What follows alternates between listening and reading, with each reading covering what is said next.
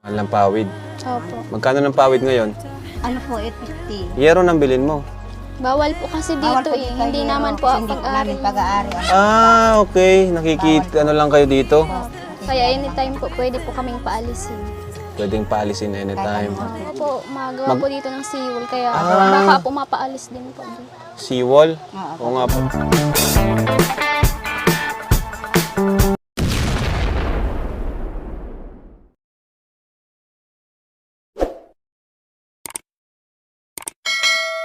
Good morning mga kalingap. Welcome back sa ating channel.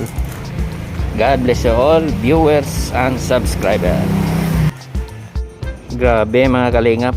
Reyna, Rachel, Erika, Diwata Joy, Chinita Dara at Walis Queen Rose Ann. Nadagdagan na naman ang angels ng kalingap. Napahanga talaga ako nito kay Rose Ann, ang babaeng Walis Vendor. Grabe ang kanyang motivasyon sa buhay. Positive minded. Ganyan dapat ang tularan sa mga kabataan ngayon. Magpursige mag-aral kahit walang pambaon. Hindi hadlang sa pag-aaral ang kahirapan. Basta masipag ka lang, lahat ng problema may solusyon kung marunong kang maghanap. Ganyan si Walis Vendor. Meron kasing iba dyan na tulungan mo para mag-aral, para makaahon sa hirap. Hindi naman magpursige, naligaw pa rin ang landas.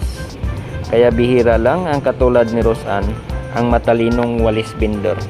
Buti na lang natagpuan ito ng Kalingap, scout ni Kalingap Ido. Dahil anytime pala, pwede silang palisin sa kanilang bahay na tinitirhan. Mahal ng pawid. Opo. Magkano ng pawid ngayon? Ano po, 850. Yero nang bilhin mo. Bawal po kasi Bawal dito po eh. dito Hindi kayo, naman po ang hindi po pag-ari. namin pag-aari. Okay. Nakikita ano lang kayo dito. Kaya anytime po pwede po kaming paalisin. Pwedeng paalisin anytime. Kawawa naman to, no? Pag may sarili po kayong lupa, may sarili po ba kayong lupa? Wala. Wala po. Wala din. Ayan. So, sayang naman. Kuya, alis dito sila kasi magawa ito na si Opo, magawa po dito ng seawall. Kaya Ah. baka po mapaalis din po. Seawall? Oo nga pala, yung ano, yung boulevard. Katulad ng sa Pambuhan. Boulevard. Opo. Longest Boulevard. Longest Boulevard. Ayan. Kadugtong pala ito, ano? Opo. Karagtong po. Hmm. Hanggang doon po yun, sa dulo. Hindi saan kayo lilipat nun? Hindi ko po nga alam. Mahanap. Wala po matitirahan. Wala ba kayong mga kamag-anak? Wala din po kasi ano, Mayroon mahirap po din. kapatid. Hanggang po sa Bicol, may sakit din po. Sa Marinsol naman po. Kamsur? Kamsur po, si Roma. Buti na lang nakilala kayo ng Team Kalingap, ano? Salamat po sa inyo. Anong naramdaman mo, nanay? Masayang At masaya nakilala po. namin kayo po. Masayang masaya po dahil po may dumating po sa aming blessing ngayong araw na to.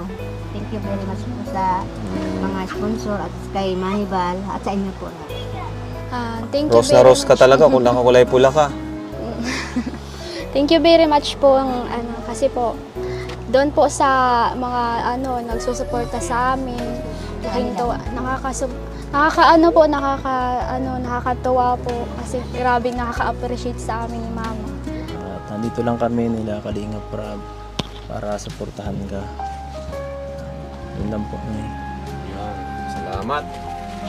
Thank you. Insan. Sa napakagandang advice mo sa yung na-scout na si Rose Ann.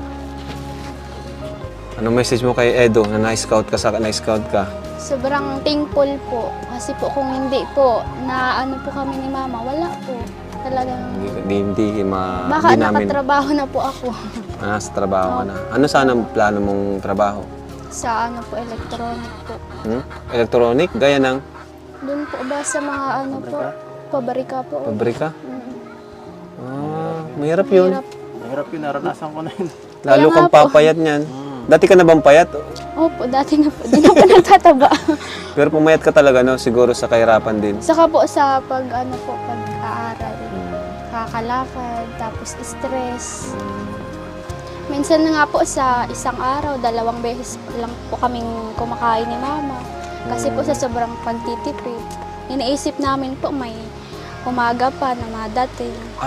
Parang inisip nyo, parang Opo. kinabukasan pa sana yung ulam. Sabi nga, kagaya ng sabi mo, yung isang dilata, Opo, nagkakasya sa isang araw yun. Opo, minsan po umabot din ng umaga pa. Opo, Grabe. Sardinas, ganun. sardinas po. Kawawa, ano?